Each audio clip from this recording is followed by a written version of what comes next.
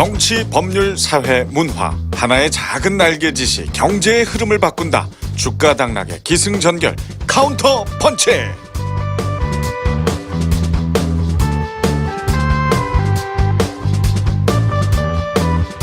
국회를 나오던 날 조직과 인물에 대한 모두 까기가 시작됐다. 아닌 건 아니라고 말하는 남자 정두원. 지상파 아나운서 언 10년 뉴스와 함께 숨쉬며 뉴스 맥 좀 짚던 여자 김주희. 덮어놓고 투자하면 거지꼴을 못 면한다. 알파고급 두뇌 전략 투자마스터 KB증권 임한준. 돈보다 사람이 먼저니라 주식 자산관리 전문그룹 청인인베스트 대표 오한결. 그리고 저는 어떤 주제에 대해서도 엑스텐 쏘려고 노력하는 남자 서경석입니다. 카운터 펀치 그 첫 시간입니다. 반갑습니다, 여러분. 안녕하세요. 네. 반갑습니다. 아주 처음 뵙는 분도 있고 예. 네, 많이 뵙던 분도 있고 아무튼 이렇게 한 자리 모이기 어려운 분들이 귀한 시간을 내주셨는데 일단 그 각오를 좀 여쭤보겠습니다. 제일 큰 형님이신 네. 대학에서 경제학 전공하신 정두원 전 의원께서 먼저. 네, 경제학을 전공했는데 정치를 해버렸네요. 네, 저는 뒤늦게 왕초보가 투자를 했다가 지금 헤매고 있어요. 근데 이제 일비 하다가는 제명에 못 살 것 같더라고요. 그래서 에이 부동산 투자 한 셈 치고 한 10년 딱 박아놓고 나중에 보자 지금 그러고 있습니다. 정석 아닌가요, 투자에? 예, 그러게 우리 네. 임한준 과장님 어떻습니까? 이런 얘기 좋죠? 이런 자세? 그럼요. 예, 네. 뭐 일단 뭐 거래량도 중요하지만 이게 어. 또 이렇게 진득한 투자도 중요하죠. 그렇죠. 네. 수익 보고 계시는 거죠? 아니 멋 모르고 했다가 이제 본전만 건졌으면 좋겠어요. 한 2년 전부터 시작하셨다고 들었는데요. 예. 오래되진 않으셨고. 예. 예. 지금 요새 안 좋더라고요. 그럴 땐 그냥 굳이 기다리고 있어요. 설명 안 하셔도 지금 낯빛이. 예. 그러니까 좀 투자 스타일로 보면은 좀 이제 김장동에 김치 묵혀놓고 땅에 네. 묻어놓는 네, 그런 그렇죠. 스타일인 예. 거죠. 예, 약간 예. 이렇게 샀다 팔았다 하시다가 너무 피해를 보시고 지금은 이렇게 그냥 묵묵히 계시는 것 묵묵히. 같은. 예. 아마 이 시간 길게 함께 하시면 여러 가지 좋은 얘기 들을 테니까 표정 좀 피세요. 네. 자, 그리고 우리 김주희 아나운서. 네, 반갑습니다. 이 프리 선언한 게 2015년 10월이었죠. 아유, 벌써 그렇게 또 예. 세월이 흘렀네요. 이 뭐 실력은 뭐 말할 필요가 없는 최고의 아나운서셨고 감사합니다. 네. 일단 그 배짱을 저는 높이 사고 싶어요. 배짱이요? 이 프리 예. 선언 그 아무나 못 하는데. 그러게요. 배짱이 있긴 있었네요, 제가요. 그렇죠. 예. 혹시 투자도 그렇게 배짱 있는 투자 하십니까? 그때 제가 이제 퇴직을 하면서 퇴직금과 모아둔 돈이 수중에 좀 돈이 많았던 것 같아요. 괜찮죠. 10년 넘게 근무했으니까. 예예. 그래서 그때 제가 계좌를 텄거든요. 지금 주식 계좌를. 예. 어허. 그러니까 그때 당시는 뭐 투자를 해서 이 돈을 막 이랬던 건 아닌데 네. 2015년 후반에서 2016년 초에 아마 그 코스피 뭐 코스닥 뭐 이런 주식들이 한번 후 내려앉은 때가 있었어요. 그렇죠, 전문가님? 네, 그렇죠. 예, 그래서 제가 알던 이 가치는 이 기업의 가치는 요 선이 아닌데 반토막이 난 거예요, 주식들이. 어머나. 그러니까 저는 굉장히 안전지향주의여서 요거 뭐 주식은 그냥 이렇게 이 숫자만 보고 뭐 들어갔다 나왔다 이렇게 하는 스타일이 못 됐는데 그때 그 수중에 있던 그 많은 그 속된 말로 몰빵. 그런가요? 퇴직금 몰빵 하셨어요? 예. 어머나, 거기를 어머나. 이렇게 쑥 계좌를 더 쑥 넣었어요. 쑥 넣었어요. 그게 2016년 2월쯤이었나? 그때가 가장 투자 적기죠? 어때요? 사실 예. 용기 없으면 사실 투자하기 어려운 시기. 그래요? 근데 저는 이게 기존에 있던 가치보다 워낙 반토막이 났으니까 요만큼 회복되겠지라는 어떤 예. 그런 경제에 대한 신뢰는 있었다고 해야 되나요? 예. 그래서 그게 아니나 다를까 3개월 지나니까 올라요? 찾더라고요. 그래서 네 그러면서 이렇게 쑥 뺐던 그러고 나서 이제 다시 이제 보고만 있어요. 아니 근데 배짱이 있네요. 아 이게 이 얘기 듣고 우리 정두원 전 의원께서는 더 낯빛이 어두운. 그러니까 2년 전부터 시작하셨으면 딱 그 시기거든요. 예, 같은 시기에 시작했는데 누구는 저렇게 성공하고. 아 근데 이게 정말 왜 주변에서 보면 주식을 해라 하지 말아라 이런 말들이 있는데 이게 하루 지나서 어떤 때는 처음 넣었을 때보다 금액이 떨어지고 이러면 정말 안절부절 못하면서 제 일상생활이 안 되더라고요. 그렇죠. 그래서 아 나는 이거 오래 하면 정말 수명이 줄겠다 해서 맞아요. 그냥 그 생각했던 그 숫자까지만 회복이 되면 빠져야겠다. 약간 그렇게 마음을 먹긴 했었죠. 사실 그래서 전문가에게 맡기는 거고 또 이 전문가의 두 분 든든합니다. 조언을 듣는 거 아니겠습니까? 네네. 네. 그래서 모신 분이 이제 소개할 두 분인데 아까 뭐 살짝 인사를 하셨죠. 우리 KB증권의 임한준 과장. 이분 별명이 이제 투자자문계의 공교육 선생님이다. 요거 무슨 말입니까? 사실 뭐 제가 이거 증권사 쪽으로 이직하기 전에 잠깐 학원 강사를 했었습니다. 예, 근데 그래요? 예. 그러니까 이게 지금 사실 투자 자문은 투자 자문도 포함이 되는데 실제로는 이제 고객을 대신해서 주문까지 이제 넣어 드릴 수 있는 증권 브로커 개념이라고 보시면 될 것 같습니다. 그리고 사실 공교육이 지금은 워낙 또 사교육이 이제 팽창하다 보니까 좀 부정적이고 구태의연한 그런 이제 이미지로 쓰이는데 제가 의도했던 거는 이제 기본은 알고 투자하다, 투자하자 뭐 이런 이제 개념을 잡아드리는 역할을 하고 싶어서 그렇게 표현을 한번 해봤습니다. 아 기본에 충실한 투자. 네네. 네. 그리고 원칙을 저버리지 않는. 그렇죠. 그런 예. 길을 제시하겠다. 전 그래서 궁금해요. 네. 그럼 이렇게 하시는 분들은 본인은 이렇게 하실 때 좀 괜찮은 아주 예리한 질문이에요. 정서의 길을 네. 걸으시는지. 그러는 너는 얼마나 잘하고 있느냐 뭐 이거죠. 그 표현이 맞을까요? 남의 돈 조심스레 말고 궁금해서 여쭤봅니다. 예, 이게 이제 네. 중이 제 머리 못 깎는 거예요. 예, 근데 이해 상품 관계가 있어서 사실 이제 고객들 자금 운용할 때는 이제 저희 자금은 좀 제한이 많습니다. 그렇죠. 예. 여러 가지 제약이 그 있죠. 부연 설명 하나 해드리면 네. 과장님이 작년에 KB증권에서 1등 상 수상하시지 않으셨나요? 오. 수익으로 그 해외 주식 해외 주식 쪽으로. 고객의 네. 돈을 이렇게 많이 이렇게 불려주신. 불려주시는 네, 거죠. 맞습니다. 예, 그렇죠. 그러니까 뭐 국내 같은 경우에는 공매도가 사실 이제 외국인 기관만 할 수 있는데 예. 미국은 사실 다 할 수 있거든요. 야 갑자기 후광이 예, 여기 비쳐 지금 보입니다. 더 훌륭하신 분이 아 든든하네요. 다음번에 나오십니다. 예. 자, 지금 방금 이렇게 얘기하신 분, 예, 우리를 이 자리에 모두 모이게 한 장본인이기도 합니다. 반장인가요, 반장? 예, 우리 저 청인 인베스트의 오한결 대표. 개회사라고 생각하고 한 말씀 부탁드려요. 아 예. 우선 이제 카운터 펀치를 위해서 보여주신 선배님들께 먼저 감사 인사드리고요. 지금 잠깐 목이 메이신 건가요? 긴장을 해가지고. 감격하시는 거죠? 예, 정말 어렵게 모았고 예. 저희가 이게 사진 촬영하고 나서 또 한 주 좀 기다렸다가 출발하는 네네. 여러 우여곡절이 있었거든요. 자, 좀 감정 가다듬으시고. 사실 지금 약간 상기됐습니다. 긴장도 좀 한 것 같고요. 예. 그 우리 팟캐스트를 통해서 개인 투자자라든지 아니면 경제에 관심이 많으신 분들이 이제 뒤에서 모호하게 해석이 불가능한 것들 그리고 팩트만 딱딱 짚어드려서 이분들께 도움이 되는 그런 팟캐스트를 만들기 위해서 선배님들께 제가 요청을 드렸습니다. 그렇군요. 예. 그러면 우리 청취하시는 분들의 이해를 돕기 위해서 우리 임한준 KB증권의 과장이 공교육 선생님이면 우리 오한결 대표는 어떤 사교육 사교육? 과외 선생님? 예, 뭐 어떤 학원 쪽집게 강사 뭐 그러니까 여기 학교 이런 표현 선생님, 괜찮습니까? 과외 선생님 이렇게 되는 건가요? 어떻게 됩니까? 저는 약간 임한준 과장이 실질적 경찰이라고 하면 예, 저는 경찰이라면 예. 약간 탐정이 아닐까. 아, 사설 약간 탐정. 그런 느낌. 이게 귀에 쏙쏙 확 들어오네요. 다가옵니다. 예. 경찰서의 경찰이시고 사설 탐정이시고. 예. 예. 비유가 상당히 범인을 절묘하네요. 어쨌든 다 잡겠네요. 예. 든든합니다. 함께 하면 더 강해지는. 예예. 예, 든든하네요. 그 옆에서 또 그 실마리를 제공하는 어떤 본드걸 느낌의 김주희 아나운서 어때요? 본드걸 굉장히 미인만 괜찮죠? 할 수 있는 거잖아요. 아유, 충분하잖아요. 그쵸? 예. 여러분 아세요? 우리 김주희 아나운서 미스 코리아 진 알고 출신인 있습니다. 거. 예. 미스코리아 진 출신은 13년 전이라 민망합니다. 그 타이틀. 지금도 너무 예. 바람되고 싶네요. 야, 참. 눈부십니다. 분위기가 좋네요. 이 김주희 아나운서를 소개할 때 이제 언이라는 이 수식어가 필요하게 되는 날이 올 줄 참 미처 몰랐어요. 근데 그러게요. 예. 관리를 참 잘했어요. 예, 데뷔 때나 지금이나 거의 똑같습니다. 선배님 돼요. 아이고 뭐 하는 거예요 지금. 저 의원님 좀 낯빛 좀 밝게 좀 해주세요.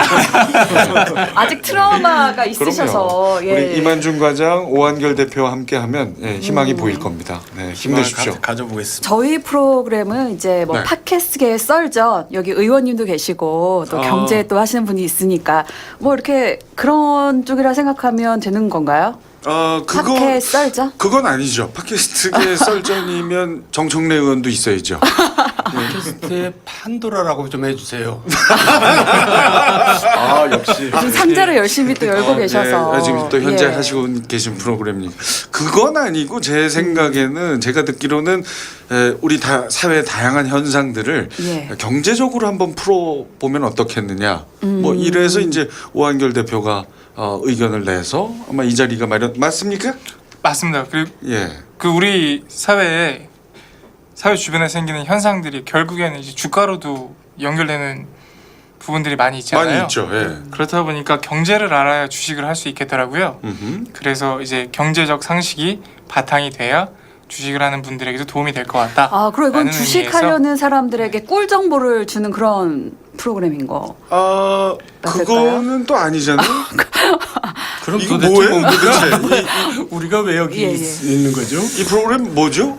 이 노래방 같은 데 앉아가지고 그러니까 선곡이 좀 다양하게 가능한 것 같아요. 현재로서는. 그렇죠? 아니 근데 지금 바로 우리가 한 이런 이야기들을 해 나가면서 네네. 뭔가 그 정보도 얻고 힌트도 얻고 뭐 이런 거 아니겠습니까? 결국 이 프로그램 끝날 때쯤 되면 알 것 같아요. 아 그렇죠. 아니 이게 정말 지금 이야기인 것 같아요. 맞아요. 예, 뭐 정치 얘기도 하고 법률 얘기도 하고 그렇죠. 경제 얘기도 하고 전반적인 뭐 사회 우리가 지금 그렇죠. 지내고 있는 여러 사실 가지 그 얘기들이요. 주식이라는 게 그 예. 단순하게 어떤 그 기업의 그렇죠. 그 구조 뭐 상황에만 따라가는 게 아니거든요. 사회적인 현상, 기업이 아무리 혼자 잘하려 해도 환경의 변화를 예측하지 못하거나 이러면 또 대비가 안 되는 거 아니겠습니까? 그렇죠. 그죠? 그러니까 뭐 예컨대 제 친구가 주식을 안 하는데 관심도 없고 모르는데 야 너 들으면 너 주식하려면 들어봐 이렇게 권하기보다는 그냥 들으면 일단 재밌을 거야. 그렇죠. 이렇게 권을 해야 할지. 네, 그분의 그게 맞을 거 아니에요. 예. 네, 그분의 생활이 달라지죠. 네, 그동안 몰랐던 분야들에 대한 이제 호기심이 점점 늘어나게 되는 그런 프로그램. 그런 프로그램이기도 하고 그 네. 무역 분쟁이라고는 주식을 안 하셔도 다 아시잖아요.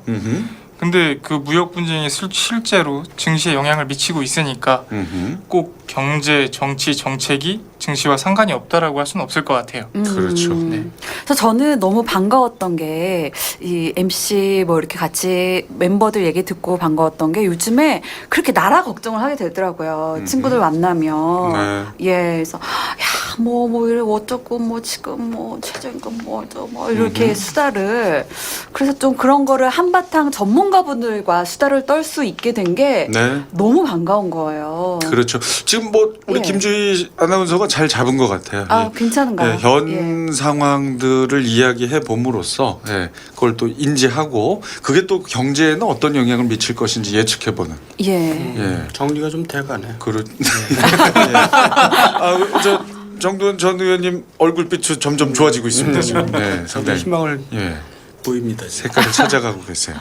최근 지금 혹시 투자하신 종목은 어떤 건지 여쭤봐도 되겠습니까? 그건 나중에 얘기. 그 얘기만 나오면 어두워지세요. 밝아지길 바랍니다. 네. 자, 카운터 펀치 팟빵, 파티, 아이튠즈에서 청취하실 수 있고요. 검색창에 카운터 펀치를 찾아서 구독과 하트 눌러주시기 바랍니다. 응원글, 응원 메시지 많이 남겨주세요. 자, 그럼 카운터 펀치의 첫 시간 오늘의 주제를 공개합니다.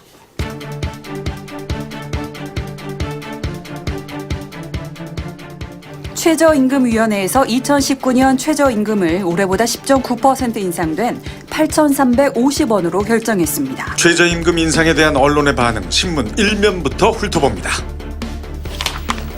중앙일보, 실질 최저임금 10,000원, 속도 조절 없었다. 한겨레, 상위 범위 확대의 덫, 최저임금 인상 착시. 한국경제, 2년 새 29% 뛴 최저임금, 을의 고통 되레 커진다. 경향신문, 갈 길 먼 공정사회, 갑은 비켜서 있다. 최저임금 상승에 대한 엇갈린 시각. 과연 최후의 웃는 자는 누구인가?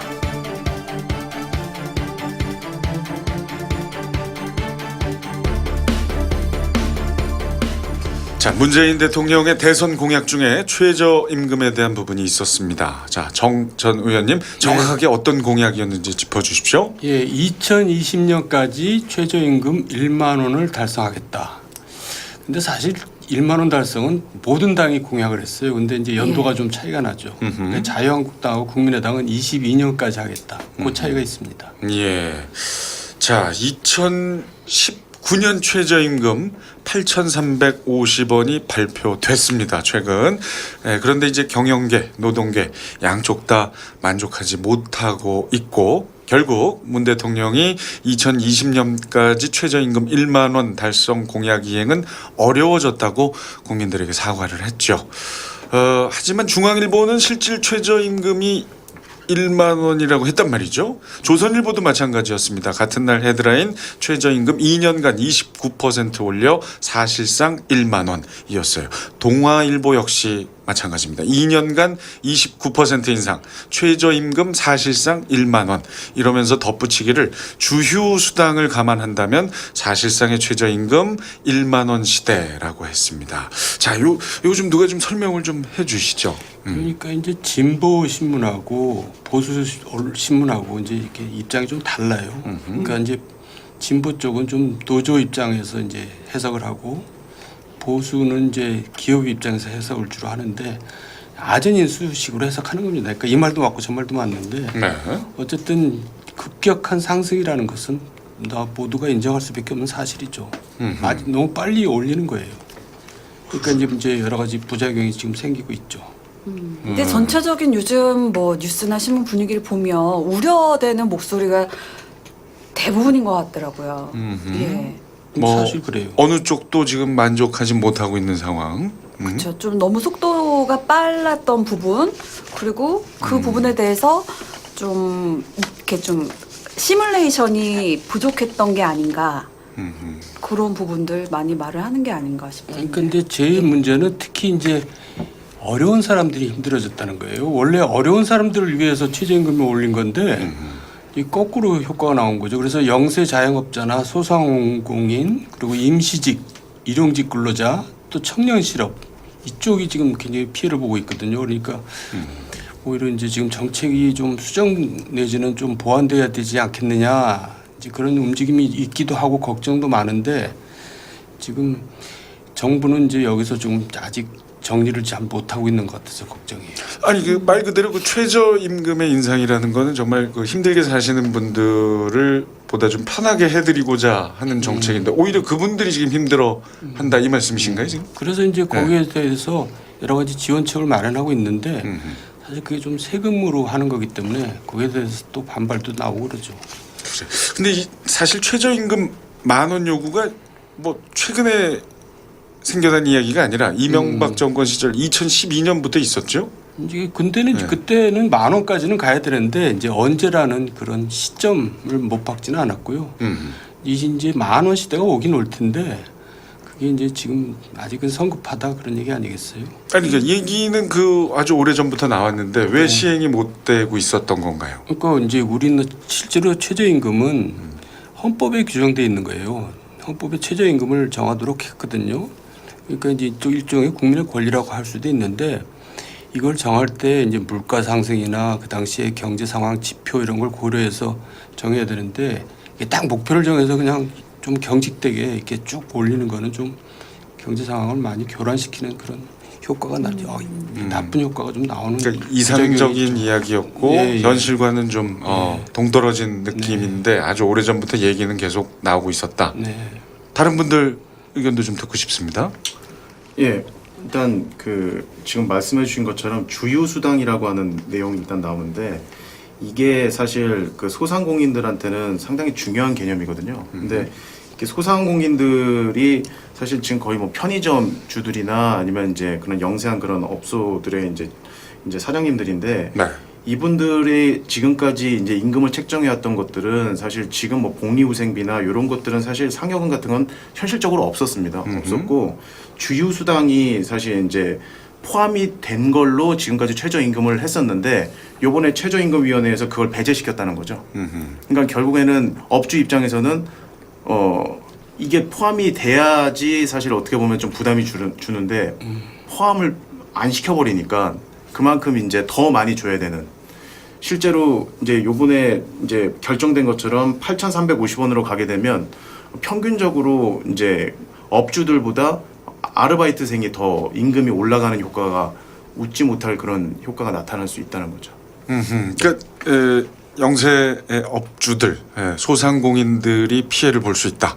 예, 주휴 수당이라는 게 그거죠. 그 일주일에 5일 일하고 하루를 쉬게 되면 하루에 그 쉰 시간도 수당을 지급하는 거. 네, 맞습니다. 그게 주휴 수당이죠. 그러니까 그런데, 평소 네. 액보다 이제 50%를 더 주고 또 일요일 날 같은 경우는 100%를 더 주고 이렇게 수당이 이제 네. 붙게 되죠. 그러니까 약간 네. 어떤 수치로 말을 하는 게 좀 와 닿아서 제가 신문을 보니까 일례로 뭐 편의점 같은 경우에는 뭐 최저임금을 적용해서 알바비 한 달 인건비가 한 명에 대해서 220만 원이 발생이 되면 그 편의점은 그 다 하고 수입이 170만 원 정도가 난다는 거예요. 그러니까 알바생이 더 버는 거예요, 사장님보다. 최저임금을 적용을 했을 때. 그러다 보니 알바 6명 쓸 걸 1명 쓰게 되고. 네, 그렇게 되면 이 아르바이트생 입장에서는 일자리는 또 줄어들고 잃게 되고 잃게 그리고 되고 사장님이 입장에서는 자기가 이제 7시간 일해야 될 거 11시간 일하면서 더 힘들게 일해서 자신은 이제 저녁 있는 삶이 네. 없어져 버리게 된. 더 임금을 힘들게 줄여야 일한다고 되니까요. 아주 또 많이 버는 것도 아니고 아니게 되고. 뭐 이렇게 되는 거네요. 저 저녁만 있는 삶이 될 수가 저녁만 있는 다른 건 없고. 그러니까 네. 어떻게 보면은 이 최저임금을 보장해 주는 게 일한 만큼의 수익을 보장을 해주고 이제 뭐 주 52시간 근무하고 이제 집에 가서 가족들과 저녁 있는 삶을 갖게 해주는 게 아마 그 정부가 그렸던 그림이 아니었나 싶거든요. 그렇죠. 근데 이게 이제 생각했던 그 그림과 다르게 자영업자들 입장에서는 오히려 이제 좀 반대 효과가 나게 되는 것 같더라고요. 그리고 또 신문을 중요한 게 보면. 뭐냐면 예. 우리나라는 자영업 비율이 OECD 이제 선진국 국가들에 비해서 2배나 많아요. 그러니까 자영업자 수가 이제 비정상적으로 많은 거죠. 그런 상황에서 최저임금을 올리면 이제 그런 부작용이 나오는 거죠. 그러니까 이제 자영업을 좀 줄일 수 있는 그런 산업 구조 조정을 한 다음에 최저임금을 빨리 올리든지 해야 되는데 그거를 순서가 틀린 거죠. 아하. 그래서 지금 좀 당황하고 있는데 그런 문제에 대해서는 좀 정부가 좀 융통성 있게 좀 했으면 좋겠어요. 예. 그러니까 이제 자영업자가 벼랑 끝으로 몰리게 될 것이라는 예측. 네. 예, 이게 뭐 이렇게 근거가 없는 게 아닐 수 있겠네요.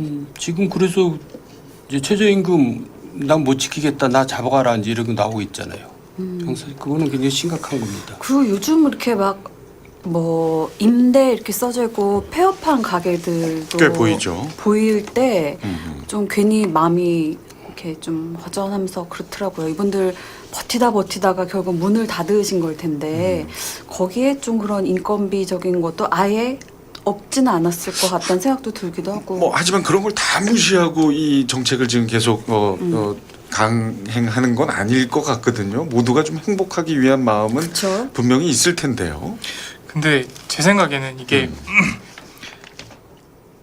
타겟이 좀 잘못된 것 같아요. 그러니까 최저임금을 올리고 OECD 그 소득주도 성장을 하는데 그 기반됐던 그 전제 조건은 OECD 10위 안에 드는 저희가 우리나라가 경제 대국이라는 거거든요. 근데 실제로 우리나라는 제조업 기반의 수출로 해서 경제 성장률을 계속 이끌어 왔어요. 근데 자영업자들 같은 경우에는 이제 생계형 사업자들이란 말이에요. 네. 근데 실제로 최저임금을 올림으로써 내수 기반으로 생계형 사업을 하는 사람들이 임금이 올라가다 보니까 이거는 약간 문제가 많이 되고 있지 않나 싶은 거고, 또 특히나 이제 자영업자들이 피해를 볼 수밖에 없는 거는 뭐 임대료라든지 아니면 뭐 그쵸, 여러 요인이 있죠. 예. 그렇죠. 프랜차이즈를 하고 있는 상황이라면 뭐 가맹비라든지 가맹비도 내야 무시 되고. 못하죠.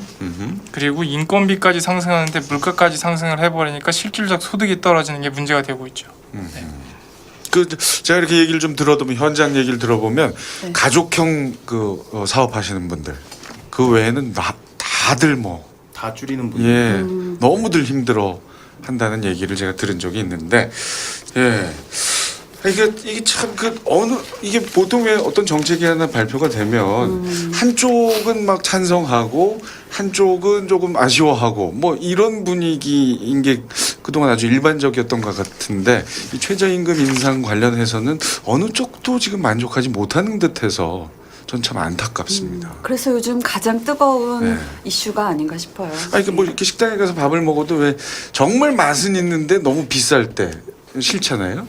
예, 근데 싸긴 한데 또 맛이 없으면 또 싫죠. 예, 이게 뭐 맞아요. 어떤 손님도 만족 못하는 그런 식당. 맛있고 싸면 최고인데. 그걸 우리는 바라는 건데. 근데 예. 문재인 대통령 지지율이 80%까지 올라갔었잖아요. 그러다가 최근 들어서 61%까지 내려왔는데 더 내려갈 걸로 보여요. 그게 지금 이런 영세 자영업자들, 중소상공인들 또 이게 어려운 사람들이 이제 반발이 심해져서 그런 거예요. 네. 정 의원님 저 중립적인 자세로 지금 임하시는 건 맞으신 저 거죠? 잘한 건 잘한다고 또 얘기할 겁니다. 예. 기대해 보세요. 언제쯤 하실 생각이세요? 오늘 나오면 바로 합니다. 시작한 지 한 20분 된 것 같은데 단 한 번도 우리 대통령은 예. 굉장히 겸손하시고 아 예. 또 굉장히 순수한 분이에요. 제가 같이 국회에서도 같은 그러셨죠. 상임위에서 일해봐서 아는데 근데 이제 조금 고집이 세죠. 그래서 하여간 저는 저 잘하는 건 잘한다고 얘기할 테니까 기대해 보세요. 네, 정말 기대해 보겠습니다. 네. 네, 저희가 소개할 때 네, 아주 중립의 정치인이시다 이렇게 말씀을 드렸기 때문에 네. 자 지난 그 대선 당시에 자유한국당과 바른미래당은 2022년까지 최저임금 1만 원을 목표로 했었습니다. 이거는 가능할까요, 우리 정 전 의원님? 2022년 시기를 조금 늦춘다면 일단 이렇게 올려놨으니까 그때까지는 1만 원이 되죠. 근데 이제 2020년까지 안 된다고 대통령이 사과한 거고요. 어쨌든 선거 때 경쟁적으로 일단 이렇게 약속을 해놨기 때문에 국민들의 기대치는 이제 그리고 거기까지 가 있기 때문에 언젠가는 돼야 되는데 2022년에는 뭐 그 정도 될 거라고 보여집니다. 그거는 가능하다 네. 보시고. 그러면 이번에 그 문 대통령이 국민에게 사과한 부분은 어떻게 보십니까? 그러니까 이제 그거는 2019년까지 정했잖아요. 2020년에 10,000원 하면은 너무나 많이 오르니까 그거는 본인도 불가능하다고 생각해서 그때는 그렇게 못하겠다는 걸 미리 얘기한 겁니다. 네, 그러니까 이제 공약으로 발표했음에도 불구하고 네, 네. 인정하고 사과한 현실적으로 모습. 네. 그런 자세는 항상 네. 좋은 것 같아요. 네. 칭찬 상당히 짧게 하시고 다음으로 또 넘어가시네요. 실은 좀 이례적이었죠. 공약을 못 지키게 될 것 같은 부분에 대해서 바로 거의 처음 아니었습니까? 예 인정하고 하지만 이렇게 좀 발맞춰 나갈 것을 약속하는 모습을 저는 굉장히 성숙한 좀 정치의 모습을 보는 게 아닌가 하는 생각이 들더라고요. 예. 그래요. 예. 자, 우리 함께 하신 분들 중에 혹시 과거에 아르바이트 해보신 분들이 있어요? 다 해보시지 않았을까요? 네, 저도 해봤습니다만은 혹시 시급이 얼마였는지 기억나십니까? 저는 3,000원대였던 것 같아요. 이만준 과장이 하실 때 예. 몇 시간당 학번이시죠? 저는 00입니다. 공공학번이 어머 저랑 같은 학번이시네요. 친구시군요. 그러니까 우연히 딱 3,000원대 얘기 듣고 제 때가 3,000원대였는데 예 공공학번 이제 81년도생들이 아, 네. 그렇죠. 2000년도 그때 당시 공개하셔도 이제 되나요? 한 시간에 그때가 이제 뭐 3,000원 요쯤이었던 것 같아요. 그 2009? 공공학번. 00 공공? 2000년. 아, 예, 2000년. 예. 2000년에 3,000원. 우리 정 의원님이 몇 2000년에도 학생들이 있었네. 저는 75년. 7호 학번이신데 그때는 시급이라는 개념이 없었고요. 그런 개념조차 없었군요. 그때는 이제 알바가 주로 학생들 가르치는 거였거든요. 과외. 예, 근데 꽤 컸어요. 그러니까 그런 알바 말고 뭐 이렇게 식당에서 이런 게 없었어요. 그때는 아예? 거의 없었어요. 커피숍 그때는 뭐 서빙 노동 인구가 넘쳐날 때라서 예. 학생들이 그런 데까지는 가지 않았어요. 그러셨군요. 주로 애들 이제 과외 공부 가르쳐 주고 그랬는데 그때 그럼 얼마 받으셨어요 과외비요? 정확한 액수는 기억이 안 나는데 굉장히 여유가 있었어요.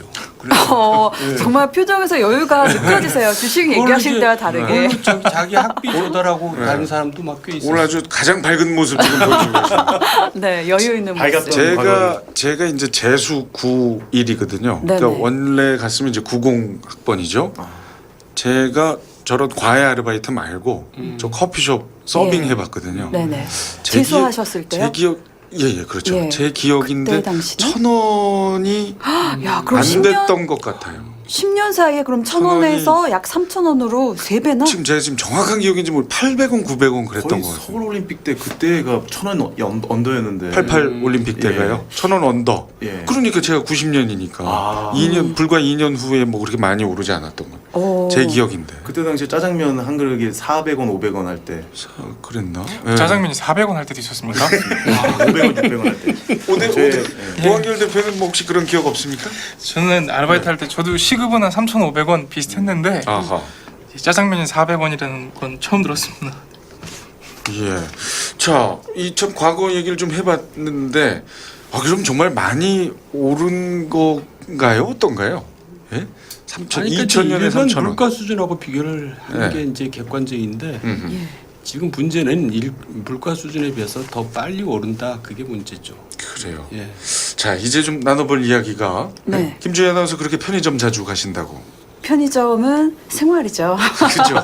아니 뭐 편의점 VIP 뭐 혜택 받는다는 얘기 있던데. 뭐 마실 물부터 뭐 필요한 네. 뭐 뭘 놓고 왔다 그러면은 뭐 가서 가장 먼저 들를 수 있는 데가 편의점이니까 편하긴 하죠. 예. 음. 또 그렇게 눈 돌리면 있고 눈 돌리면 있고 하더라고요. 맞아요. 예. 자, 그런데 이 최저임금 상승 관련해서 가장 이야기가 많이 연결되는 분야가 바로 편의점이잖아요. 네네. 편의점이 옛날로 치면 구멍가게잖아요. 그러니까 이제 대표적인 영세 자영업자이기 때문에 편의점이 가장 대표적으로 이제 거론되는 거죠. 네. 그 이제 거론이 되는데 그 예. 이유가 뭡니까? 편의점이 주로 거론되는 이유? 지금 제일 타격이 크기 때문에 그런 거 아하. 아니겠어요? 그래서 지금 편의점을 네. 너무 지금 말씀하신 대로 너무 많이 생기니까 다닥다닥 붙어서 그러니까 이제 자율 규제하자 이제 그런 움직임이 나오고 있어요. 편의점 산업협회에서 네. 그래가지고 자율 규약안을 만들어서 공정위에다가 이제 심사를 뭐 해달라고 이제 올릴 예정이라는데 그것도 사실 그게 이렇게 시장이라는 게 이렇게 규제만 갖고는 안 되거든요. 할 게 없으면 이제 자기가 알아서 차리는 거지 뭐 그거를 어떻게 몇 미터 제한을 인위적으로 한다는 것도 무리죠. 아니, 그러니까 지금 말씀 조금 정리해 보면 편의점이 너무나 많이 있어서 아주 경쟁이 치열한 데다가 예, 그리고 너무 많으니까 수익도 그렇게 많지 않은데 고용해야 하는 그런 저 아르바이트생의 임금이 올라가게 되니 그러니까 보통 편의점을 들어갔을 때 네. 거기 이제 사장님이라고 하시는 분이 카운터에 계시진 않고 보통 아르바이트생이 있죠. 아르바이트생들이 아무래도 일을 하다 그렇죠. 보니까 그 최저임금제에 가장 직격탄을 맞는 실질적으로 와닿는 곳이 그곳이 아니어서 우리가 편의점을 이렇게 좀 상징성 있게 얘기를 대표적으로 하는 게 아닌가 싶어요. 안 그래도 저도 좀 느꼈는데 좀 심하게 네. 많다. 이 좀 제한을 둬야 되는 거 아닙니까? 관련 법규가 없습니까? 그러니까 제한을 어떻게 두냐 이거죠. 그러니까 이제 그런 거를 갖다가 우리가 국가가 개입해야 되느냐 시장에 맡기느냐 이제 이런 문제거든요. 근데 내가 알아서 할 일 아니냐 저는 그렇게 생각해요. 내가 거기다 차려가지고 이문이 남을지 안 남을지 내가 판단하는 거잖아요. 근데 우리 저기 아파트 앞파입만 해도 거의 100m 거리에 두 개가 있거든요. 근데 계속 버티고 있어요. 그거는 자기네들이 알아서 남으니까 그러겠죠. 그럼 뭐 몇 미터 이내에 뭐 들어가지 못한다라는 건 실은 빵집 프랜차이즈 같은 거는 이제 자체로 좀 그런 법칙이라고 하나요? 규칙을 두는 것 자율 같은데. 규제. 예. 근데 편의점 같은 경우는 자율 규제에 해당하는 분야인 건가요? 그러니까 제가 알기로는 이건 법으로는 하는 게 아, 아니에요. 근데 예. 그 브랜드별로는 아마 그 규칙이 있는 걸로 알고 있습니다. 네네네. 자사의 그 보호를 해야 하니까. 점들은 이게 있는데 아니 그래서 예. 편의점 산업협회에서 이번에 자율규약안을 만들겠다는 움직임이 있어요. 근데 이제 편의점 자체가 진짜 문제가 되는 거는 편의점이 24시간 돌아가지 않습니까? 그렇죠. 그러니까 인건비도 제일 많이 들어갈 네. 뿐더러 본사에서 물품을 납입할 때 네. 도매로 사서 이제 약간의 뻥튀기를 한다는 추정이 있고요. 거기서 이제 일단 본사에서 떼어가고 가맹비까지 받아가면서 24시간 돌아가는 편의점을 유지하기 위해선 인력이 필요하니까 거기에 대한 인건비까지 들어가게 되면 편의점주는 정말 가져가는 게 없다. 이런 것 때문에 이제 편의점이 더 많이 문제가 되고 있죠. 그렇게 힘든데 이제 포인트는 진짜, 그 예. 부분에도 있었네요. 가뜩이나 힘든데 인건비까지 올라간다면 이젠 더 이상 뭐 길이 없다. 그리고 또 이렇게 네. 또 생각할 수가 있는 게요. 네. 이게 지금 사회적인 이슈 중에 하나 요 최근에 뭐 금호그룹 사태도 그렇고 대한항공 사태도 그런데 갑질 행태 요게 이제 사회적인 이슈가 되고 있는데요. 이게 지금 가맹점하고 본사하고 이 갑질 관계 문제가 사실 좀 있거든요. 근데 지금 실질적으로 이제 30% 35% 정도가 가맹점 수수료입니다. 매출액의 30% 35%고요. 이제 본사가 주장하는 바는 이제 물밑으로 이제 점주들을 이제 지원하고 있는 그런 내용이 있기 때문에 실질적으로 10% 남짓이다 그렇게 주장을 하고 있어요. 그러니까 가맹점주하고 본사하고 이게 또 말이 다른 거죠. 이해관계가 예. 네.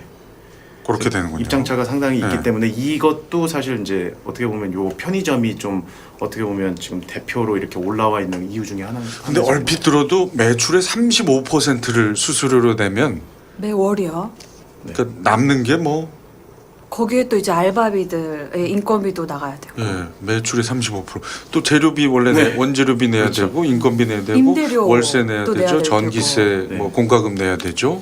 혹시 그런 거 못 보셨나요? 길거리 뭐요? 가다가 여기에 패밀리마트 물론 지금 CU인데 네. 그게 바뀌어서 이상한 이름으로 바뀌어 있는 그런 아, 네, 그런 경우들 있으실 거예요. 그러니까 대기업 생활에서. 프랜차이즈가 갑자기 아니, 이름 모를 원래 여기 GS25였는데 이상하게 무슨 뭐 러브 뭐 어쩌고 저쩌고 편의점 이렇게 돼 어허. 있고 예 이게 이제 가맹점비 때문에 아 예, 그렇게 그런 좀 작은 브랜드들은 수수료가 좀 상대적으로 낮군요.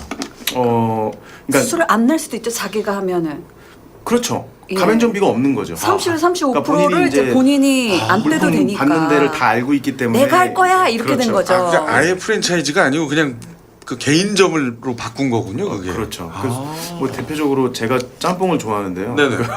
그 홍콩 반점 그 백종원 대표가 하고 있는 프랜차이즈 예. 이제 그거 중에 하나인데 이게 워낙 저 가맹점비가 좀 어느 정도 있다 보니까 이게 짬뽕 타임이라고 하는 걸로 바뀌더라고요.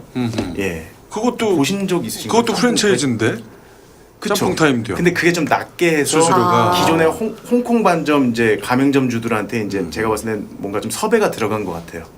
예. 조금 다른 곳으로 들어왔거나 아니면은 그렇죠. 거기서 다른 프랜차이즈로 바꿨거나 그렇죠. 그게 좀 되겠네요. 낮은 걸로. 이렇게 팟캐스트에서는 그 특정 브랜드 이렇게 막 얘기해도 되는 거죠? 문제 본 적은 없죠. 된다고 지금 얘기해요. 아, 예, 된다고. 너무 심하게만 얘기 안 하면 된다는 예, 느낌인 것 같은데요. 아, 그런 거를 실제로 느끼시는군요. 느끼고 있습니다. 근데 이렇게 우리 이만중 과장은 이렇게 겉으로 봐도 참 짬뽕 좋아하게 생겼어요. 예. 짬뽕 좋아해요. 면 아니, 좋아하게 생겼어요. 아유 정말 다이어트 좀 해야 되는데. 아니 그런 뜻은 아닌데. 자, 아까 그 얘기로 다시 좀 넘어가겠습니다. 그래서 이제 최저임금이 올라가니까 어떤 산업들이 좋아질까? 키오스크 그러게. 관련주가 많이 뜬다고. 그게 맞습니까? 그럴 수밖에 없죠. 사람을 줄이면 이제 기계가 기계가 대신해야죠. 자동화적으로 하는 키오스크주가 실제 시장에서 좀 반응이 있었어요? 어때요? 이게 예.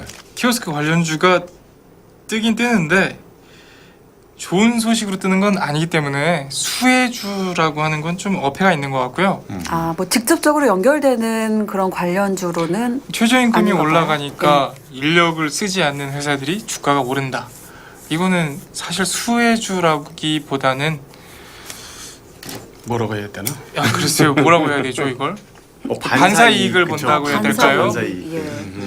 근데 이게 아쉽잖아요 사실. 근데 어쨌든 올라가긴 올라가네. 올라가긴 올라갔어요. 어때요? 네, 이거 올라가고 과거 이야기니까 뭐 분석을 해주셔도 될 것 같아요. KCS라든지 네. 뭐 청호컴넷 네. 뭐 이런 정말 무인 관련 기기 업종들 네.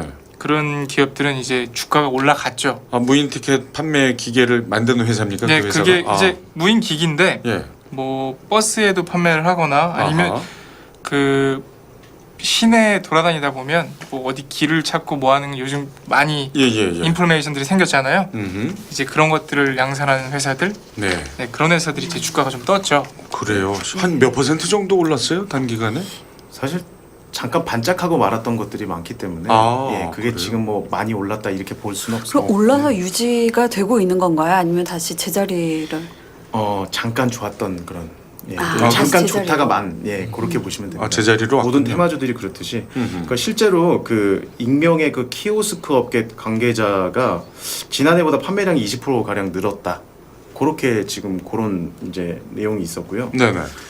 그러니까 이제 내년에 이제 늘어날 인건비 상승에 대비해서 뭐 계산, 뭐 단순 업무 요게 필요한 인건비를 줄일 목적으로 렌탈 또는 구매 요게 지금 늘어나는 추세다. 그렇게 관계자가 얘기를 했습니다. 예. 근데 사실 그것도요. 이렇게 갑자기 바뀌면 좀 낯설 수 있거든요. 그게 예? 소비자 그러니까 입장에서는. 예컨대 네. 그 키오스크라는 그 시스템이 네. 뭐 공항에서 줄이 길어요. 근데 저는 그 발매 그 기계 발행해주는 음. 그 창고에 가서 그냥 기계 앞에서 띡띡띡 누르면 바로 나와서 줄을 안 서도 되니까 그건 굉장히 편하더라고요. 근데 이게 또 희한하게 음식점에 가서 무인으로 막 티켓 뽑아먹는 거는 너무 불편한 거예요. 습관이란 게 있으니까. 뭐 이거 뭐 짬뽕라면 주세요 했는데 이거는 제가 선택을 해서 뭐 오징어 넣고 뭐 새우 넣고 해서 뭐 3,500원 복잡해. 뭐 이거 선택 요거가 조금 안 와닿는 거예요. 저는 사실 그 음식 공항 주문하는 공항 그 자판기도요. 네, 저는 좀 낯설어요. 낯설어요. 왜냐면 뒤에 이렇게 사람이 있으면 막 너무 긴장이 돼요. 저는 빨리 비켜줘야 되고 막 뒤에서 야 몇 시비야 이렇게 막 이런 소리 들리고 서로 아 왜 저 앞사람 왜 이렇게 늦어 막 여권이 잘 인식이 안 된다든가 네. 예? 뭐 그리고 예약 번호를 넣으라고 그러는데 뭐 안 될 때 이럴 때 전 아주 낯설미 아직 느껴지거든요. 그런 게 식당뿐만이 아니라 그게 서경석 씨만 해도 이제 올드하다는 얘기죠.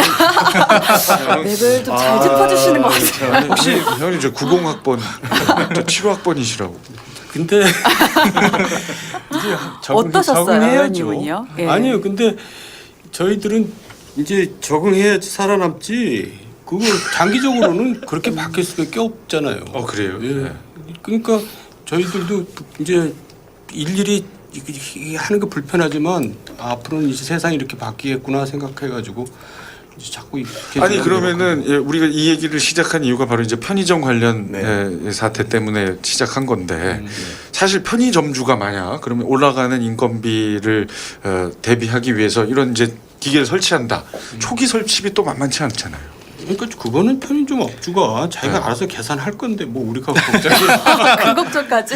예, 그게 사실 이제 정답인데 사실은 지금 이제 올해 전국 24시간 편의점들 중에 5곳 중에 네. 한 곳 정도는 심야 영업을 포기하고 있는 지금 추세라고 아 하더라고요. 그래요? 예, 오. 그래서 아 인건비 때문에요. 그렇죠. 예. 인건비 어머나. 줄이려고 이제 그러는 거고요. 실제로 CU 편의점 제가 뭐 브랜드 아까 얘기해도 된다고 말씀을 하셔서 편하게 말씀드리겠습니다. CU 편의점 심야 영업 중단 비율이 재작년 2016년에 한 10% 정도 됐었는데 2017년 작년은 16%, 올해 상반기에만 17% 늘어났습니다. 그러니까 점점 늘어나는 추세다 그렇게 보시면 될 것 같고요. 이게 키오스크가 들어가는 게 점포 유형이 두 가지가 있습니다. 무인 점포가 있고 셀프형 점포 이렇게 두 가지로 이제 보시면 되는데 네. 이게 그 키오스크는 어떤 역할을 하냐면 손님이 스스로 계산할 수 있는 환경이라고 이해를 하시면 됩니다. 그래서 무인 점포는 내가 입장을 해서 계산까지 무인화된 특수 점포라고 이해하시면 되고요. 여기서 이제 키오스크는 당연히 있어야 되겠죠. 예. 그리고 이제 이마트 24라고 이게 시위였는데 예. 이마트 24로 바뀌고 나서 매출액이 실제로 늘어나고 있습니다. 아 이건 뭐 제가 왜 이런 얘기를 하는지 모르겠는데 그래서 이제 실제로 이제 요 관련 종목들이 좀 올라가고 그랬는데 아 관련 종목이 올라갔어요. 네, 그럼요. 예. 그러니까 지금 1인 가구 비율이 계속 좀 늘어나고 있지 않습니까? 지금 뭐 그 김주희 아나운서님도 이제 지금 1인 아니신가요? 같이 사시나요? 예예예. 예, 같이 사시는구나. 하여간 이제 그런 이제 추세이기 때문에 이게 이제 셀프형 점포를 이마트 24 같은 경우에 올해 내에 70곳 정도를 늘린다는 계획. 아더 늘릴 계획에. 셀프형 점포. 예. 어허. 지금 이제 CU 같은 경우에도 이제 3곳에서 10곳으로 늘린다. 그렇게 지금 얘기가 나옵니다. 그러면 셀프형 점포에는 키오스크 기기가 들어가야 되는 거죠? 그럼요. 반드시 들어가야 되는 거죠? 예, 무인하고 셀프 다 둘 다 들어가야 된다. 예. 그러면은 이 기기가 좀 대중화될 가능성이 있나요? 있네요. 대중화될 가능성이 없진 않은데 네. 비효율적이라고 하면 이제 사고 방식이나 융통성의 차이가 있을 것 같고요. 그리고 계속 비용을 생각하거나 아니면 이거로 인해서 손님들한테 할인해 줄 수 있는 가격을 계산해 보면 이용하는 것도 효율적이라는 의견도 상당히 많이 있습니다. 그러면 서경석 씨는 이렇게 예. 편의점 두 곳이 있어요. 하나는 사람이 없어 무인인데 네. 자기가 뭐 카드 등록하고 뭐 계산하고 이런 거를 네. 찍고 바코드 찍고 하는데 조금 가격이 조금 더 싸. 이 편의점이랑 그 옆에서 요거 계산이요 하면 다 해주는 데는 어디 들어가시겠어요? 그러니까 아까 제 그 이야기 때문에 저를 아주 네. 좀 할아버지로 지금 생각하시는 분. 저는 혼자 하는 게 더 편하죠, 사실은. 근데 괜찮으시겠어요? 아까 제가 드렸던 말씀은 제가 워낙 그 예의나 배려 이런 걸 중시하는 사람이다 보니까 어휴. 제가 약간 서툴 때문에 그게 그거랑 그렇게 관련이 있나요? 피해를 볼까봐 그랬다는 거지. 저도 항상 그 모바일 체크인해서 공항 다니고 그래요. 예, 아니 뭐 그게 무슨 말인지 잘 모르겠는데 갑자기 말을 바꾸네. 배려와 그 셀프 체크인이 무슨 상관이 있는지가 궁금해지네요. 아, 참. 예. 야, 그러면은 이 키오스크 관련해서는 계속 좀 지켜봐야 되겠네요. 좀 더 지켜봐야 될 것 같고요. 근데 이 일단은, 부분은 예. 실은 저희가 뭐 인건비 얘기하다가 이렇게 키오스크 얘기까지 갔지만 좀 어떻게 보면 시대 흐름상 이제 4차 산업혁명이라는 거기에 발맞춰서 변화하는 것도 있는 것 같아요. 실제로 저 같은 경우는 은행에서 이제 돈을 찾아야 돼요, 현금을. 그러면 이 줄 서서 이 티켓 뽑아서 번호표 뽑아서 쓰진 않거든요. 그냥 카드 넣고 돈 뽑아 쓰잖아요. 이미 많은 부분에서 그거는 키오스크화가 된 돼가고 거죠. 있죠. 예, 된 돼가고 거고 있죠. 이제 앞으로 그런 부분이 좀 확산되는 거는 큰 흐름에 이렇게 벗어나진 않을 것 같긴 하거든요. 그 비슷한 맥락으로 이제 공장 자동화도 주목받고 있지 않습니까? 맞습니다. 예? 그래서 앞으로 로봇이 이제 인간을 대신하는 세상이 오죠. 그래서 지금 IoT라든지 예. AI가 상당히 많이 진척이 됐고요. 이미 우리가 모르는 사회 곳곳에 키오스크가 많이 배치돼 있어서 저희도 모르게 이용하고 있는 것들이 상당히 많을 겁니다. 뭐 생소한 것도 분명히 있을 텐데 혹시 패스트푸드점 가보셨어요? 예. 패스트푸드점도 요즘에 앞에서 키오스크로 메뉴 누르고 네. 예약하고 들어가는 거 아십니까? 맞아요. 뭐 어디에 맥도날드도 예, 저기 노년점인가에서는 반은 아예 그렇게 이용하게 만들어 놨더라고요. 아, 그래요? 예. 네, 제가 작년에 가보고 안 가고. 전 걱정돼요. 서경석 씨 걱정됩니다. 하나에 얼마인지 모르시죠? 저 한식 좋아합니다. 아, 네. 죄송합니다. 아, 그래서 걱정이에요. 말씀 이어주세요. 네. 예. 근데 사실 그건 네. 저도 좀 어색하더라고요. 저도 좀 어색해서 근데 이제 뒤에 계신 그 아르바이트 하시는 분들 보고 좀 생각을 했죠. 네. 머지않아 저분들이 안 계시겠구나. 그 지금 대표님이 말씀 잘해주셨는데 이게 지금 이마트24 무인 편의점이 현재 8곳입니다. 근데 이제 지금 이게 수익성이 얼마나 늘어나느냐 사실 이게 지금 관건이거든요. 예, 그렇죠. 그러니까 시범 운영을 지금 하고 있는데 유인 점포로 운영할 때보다 영업이익이 1.5배에서 2.5배 이렇게 늘어난다고 합니다. 그러니까 뭐 이거는 대세다 그렇게 이해해도 무방하지 않을까 싶습니다. 아, 이게 참 그 인건비가 차지하는 부분이 꽤 있었다고 봐야 되네요. 네. 예. 자, 그러면 처음에 던졌던 질문 네네. 다시 한번 돌아가 보겠습니다. 그래, 네. 아, 예. 뭐 말씀 더 하시고. 그래서 여기서 드리고 싶은 말은 키오스크가 확산되고 있고 IoT도 확산되고 있는데 타깃은 불분명한데 최저임금은 오르고 있으니 산업을 발달시킨 이제 대기업들은 1만 원 이상의 시급을 지급하고 있단 말이에요. 그러면 의도 자체는 최하위층을 살리고자 한 건데 실제로 그 의도가 지금 적합하게 사회에 적용되고 있는지는 다시 한번 생각해 볼 필요성이 있다라는 말을 좀 드리고 싶었습니다. 네. 처음에 굉장히 한시처럼 읊어주셔서 네. 자, 그 마지막 말씀 듣고 이제 마무리해야 될 것 같습니다. 네. 저희가 처음에 던졌던 질문 네. 최후의 웃는 자는 과연 누구인가?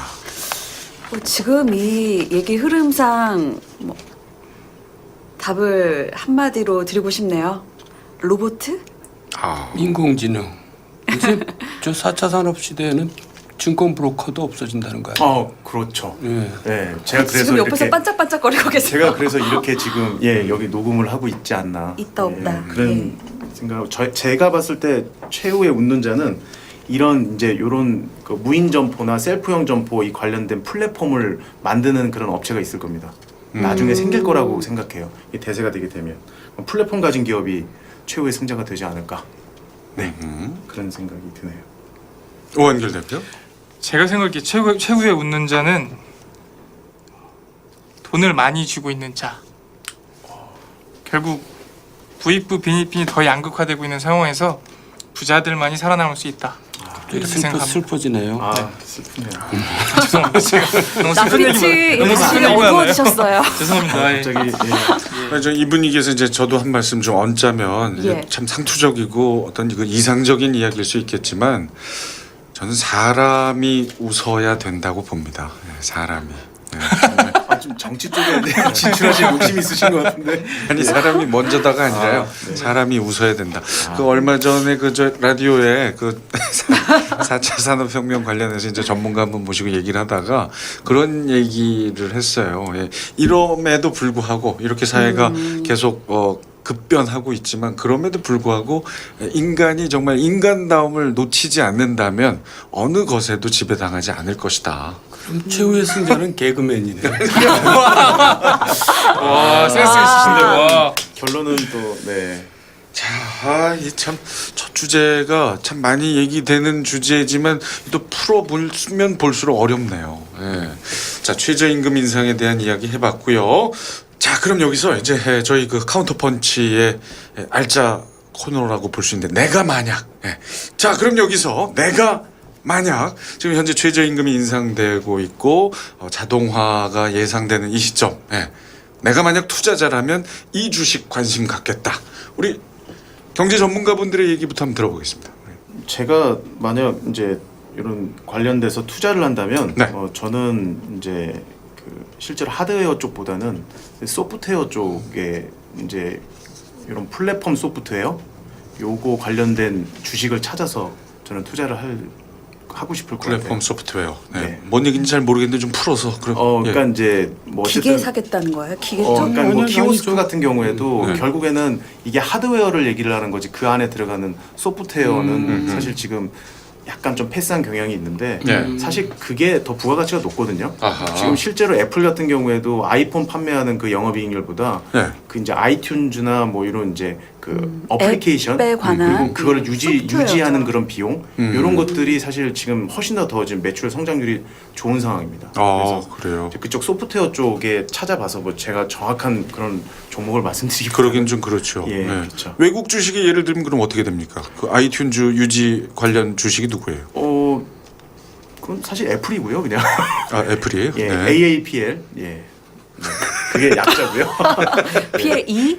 AAPL이 이제 그 코드 국내 같은 경우는 이제 그 숫자로 돼 있죠. 아, 예, 네, 근데 네. 이제 미국 같은 경우는 그렇군요. 다 알파벳입니다. 좋습니다. 아, 소프트웨어 네. 관련 주식 놓치면 안 된다. 근데 네. 그제 신문 보니까 클라우드를 놓친 기업들이 지금 실패하고 있다는 거 아니에요? 그 네, 정확한 맞습니다. 뜻이 뭐예요?